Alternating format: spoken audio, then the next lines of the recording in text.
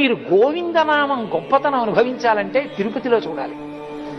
వెంకటాచల క్షేత్రంలో ఇంకా కంపార్ట్మెంట్ డోర్లు తీయలేదనుకోండి, గోవిందా గోవిందా గోవిందా గోవిందా గోవిందా గోవిందా, మీరు ఆ ఆర్తిని బట్టి తలుపులు తీ అన్నవాళ్ళు అనడానికి అక్కడ ఆ టైంకి వచ్చి తీస్తారు.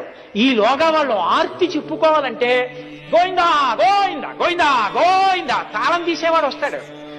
ఆయన వచ్చి ఇంకా ఇలా తాళం చెవి పెడతాడంతే, గోవిందా గోవిందా అంటాడంటే వీడు తలుపులు తీసేస్తున్నాడు సంతోషం. ఇంకా పరిగెడుతూ గోవిందా గోవిందా గోవిందా గోవిందా పరిగెడతారు. అక్కడికి వెళ్ళి పిల్లల్ని భుజాల మీద పెట్టేసుకుని గోవిందా గోవిందా తీరా దగ్గరికి వెళతారు వెండి వాకిల్ దాకా, ఏం మాటలుండవు.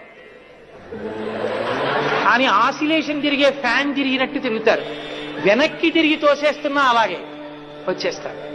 ఏమి వెంకటాచల క్షేత్రం, ఏమి గోవిందనా.